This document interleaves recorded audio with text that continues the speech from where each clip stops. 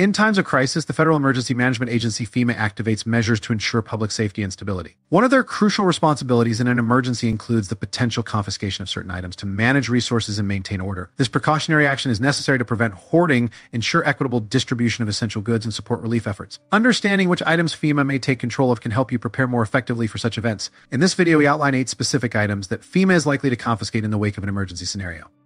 8. Weapons and ammunition. In the event of a national emergency, firearms and ammunition are among the items FEMA Federal Emergency Management Agency will move swiftly to confiscate from civilians. This action can be seen as both a measure to maintain public order and a significant infringement on the Second Amendment rights of individuals. The agency's approach raises questions about the balance between safety and civil liberties, particularly in times of widespread panic and societal breakdown. Types of weapons and ammunition subject to confiscation. FEMA's protocols outline various categories of weapons and ammunition that are likely to be seized during emergencies. This includes, but is not limited to, handguns, rifles, shotguns, and all forms of ammunition associated with these firearms. The agency's broad and sometimes indiscriminate criteria mean that even legally owned, registered firearms are not exempt from confiscation. In theory, this is intended to prevent misuse of weapons during chaotic times, but in practice, it often results in overreach that leaves law-abiding citizens disarmed and vulnerable. Safety and storage protocols. The agency established stringent safety and storage protocols to manage the confiscated weapons and ammunition. These protocols are ostensibly designed to prevent accidents and misuse by ensuring that all confiscated items are securely stored and guarded. However, the reality often falls short of these promises, as there are frequent reports of mishandling and loss of confiscated firearms. Additionally, the lack of transparency in how these items are stored and managed only adds to the suspicion surrounding FEMA's actions during emergencies. Redistribution to authorized personnel only. Once confiscated, the weapons and ammunition are not destroyed, but instead redistributed to authorized personnel. This includes law enforcement agencies and sometimes even private security contractors, raising further concerns about the equitable and ethical of these resources. Critics argue that this redistribution policy essentially arms the state while disarming the populace, tipping the balance of power in a manner that could be exploited. The selective redistribution process also often overlooks the needs of local communities, focusing instead on empowering federal entities. 7. Shelter materials and camping gear. In times of crisis, shelter materials and camping gear are critical for ensuring the safety and comfort of displaced individuals. Yet, it is alarming to note that FEMA has been known to confiscate such essential items, including tents, tarps, and sleeping bags. This decision to seize vital shelter materials from the public rather than allocating them judiciously raises significant concerns about the agency's priorities and effectiveness in managing emergency situations. Firstly, the confiscation of tents and tarps leaves many vulnerable individuals without basic protection against harsh weather conditions. These shelter materials are often the first line of defense for those forced to evacuate their homes. By depriving them of such essential items, FEMA potentially exacerbates the suffering of these communities. Effective emergency management should focus on enhancing the resilience and well-being of affected individuals, not on stripping them of their limited resources.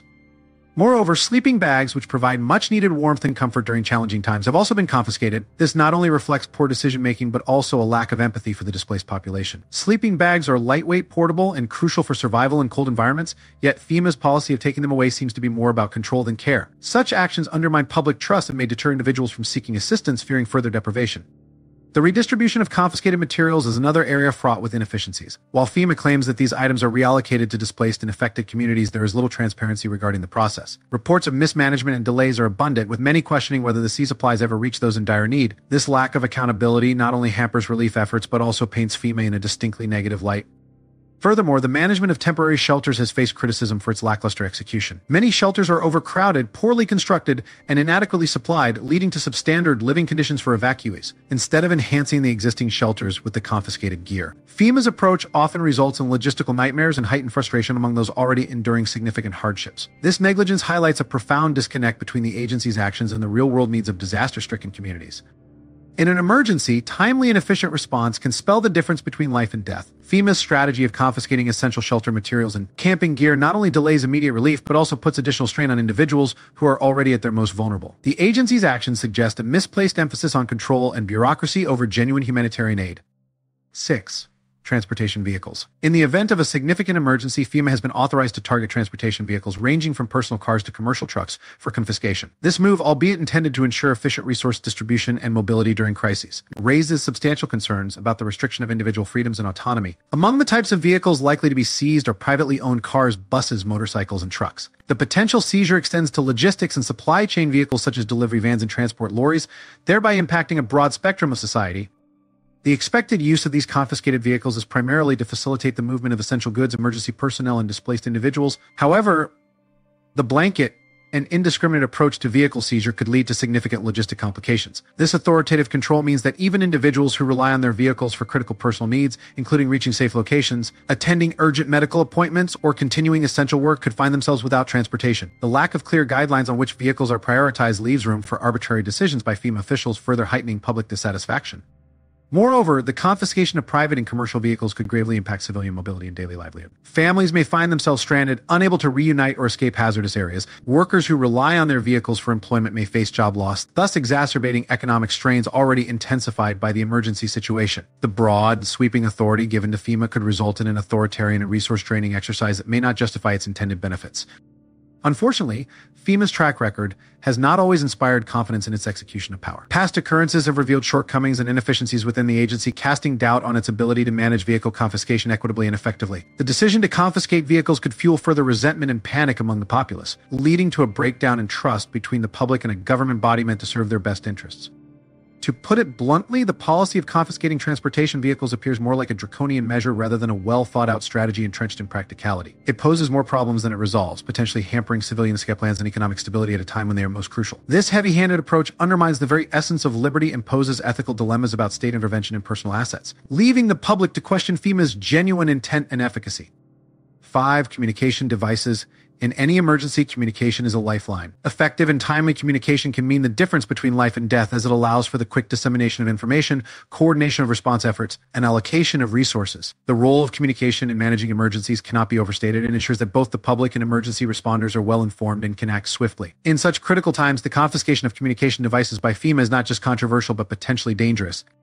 During an emergency, FEMA has the authority to confiscate a range of communication devices, including but not limited to radios, satellite phones, and even personal mobile devices. The rationale often given for these actions is the need to centralize communication channels and ensure that emergency responders and key personnel have the tools they need. However, this practice has drawn significant criticism. Many argue that confiscating these devices can cut off civilians from crucial information and hinder their ability to communicate with loved ones or seek help. In effect, it creates communication blackout for the very people who may need it most.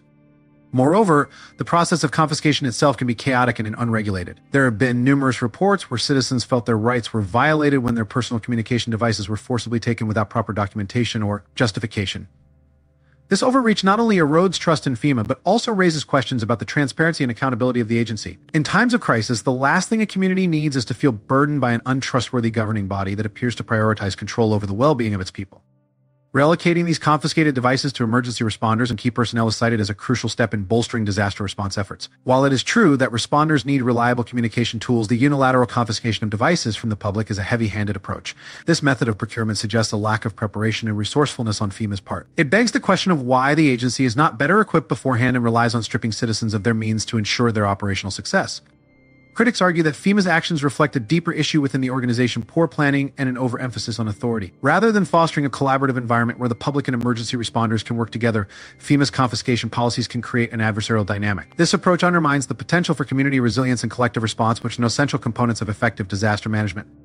Given these factors, it becomes evident that FEMA's policy of confiscating communication devices is not only ethically questionable, but also strategically flawed. A more balanced approach would involve preemptive measures to equip emergency responders with the necessary tools without depriving the public of their communication means. Engaging in transparent dialogues with communities and employing technological innovations aimed at enhancing communication during emergencies could serve as better alternatives.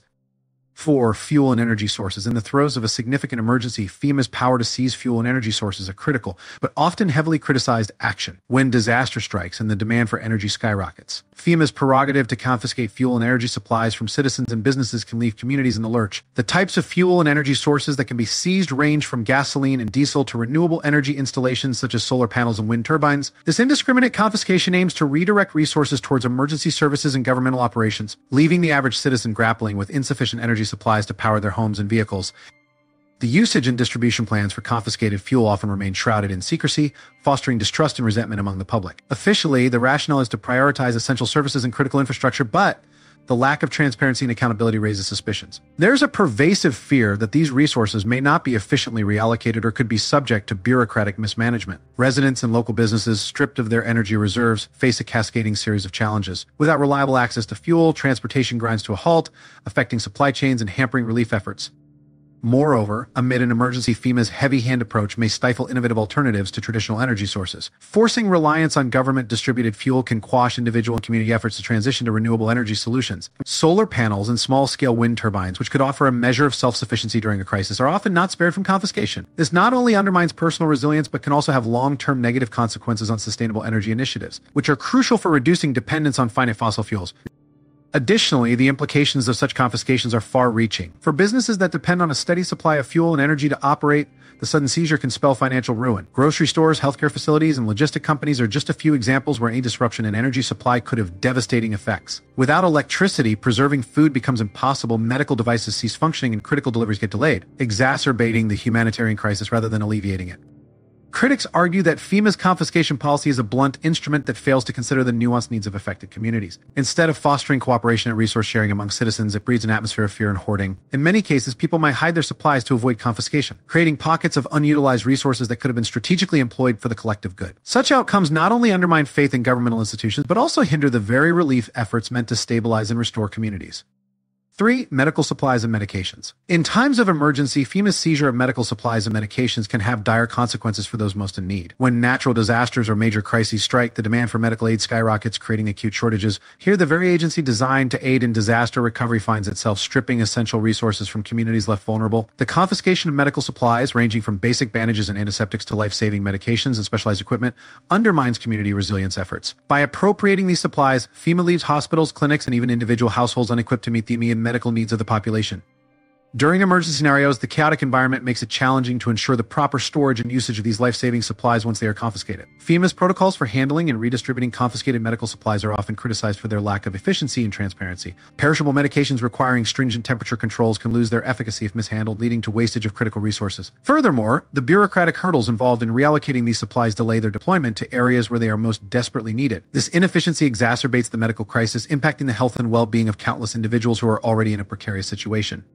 Prioritizing medical needs in a disaster scenario is an inherently complex and critical task. However, FEMA's approach often seems disconnected from the realities on the ground. Instead of working collaboratively with local healthcare providers who are intimately familiar with the community's needs, FEMA's top-down confiscation strategy disregards localized medical insights. This one-size-fits-all approach means that resources may not reach the areas with the highest need in a timely manner. Local agencies and healthcare providers whose input could potentially save lives are often sidelined, leading to misallocation and underutilization of vital medical supplies.